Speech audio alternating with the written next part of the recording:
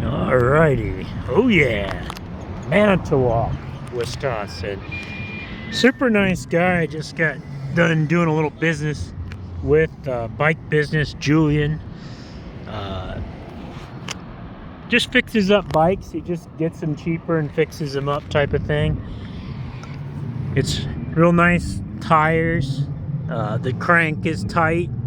The headset was tight.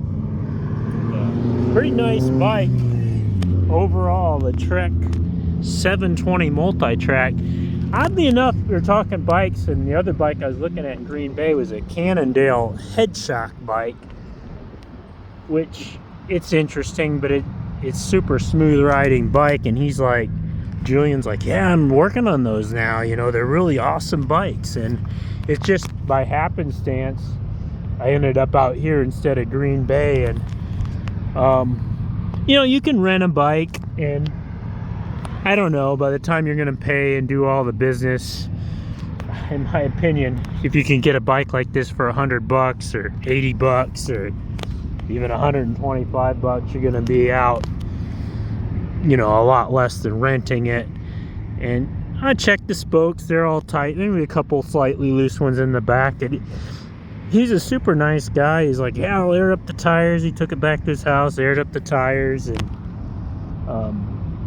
there's always a couple oddities, like whoever had this bike put a Presta valve where it had a Schrader valve, which I don't know why they decided to do that. These were pretty renowned bikes for today. They're real renowned bikes. You know, back in the day, they were just, you know, people be looking at it as some awesome mountain bike or whatever, but they'd call them like an RV bike or whatever. People put them on the back of their RV. They got 36 spokes, pretty sturdy spokes. Not too bad. Oh yeah. Yeah, it's a bike.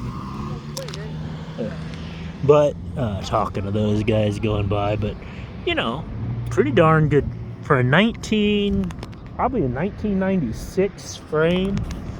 Still got this in good shape. Pretty comfortable. It all works. You know, you can get a back rack and screw it in real easy. I mean, don't get me wrong, there's other stuff you could get. Like, he got it for $40 and he fixed it up. He said he put new bearings in the hubs. And I asked him questions. I'm like, well, not that. That's a sealed. I asked him questions like, where'd you get the bearings and stuff? And he's like, oh yeah, I get them off Amazon and this and that. So he works on them.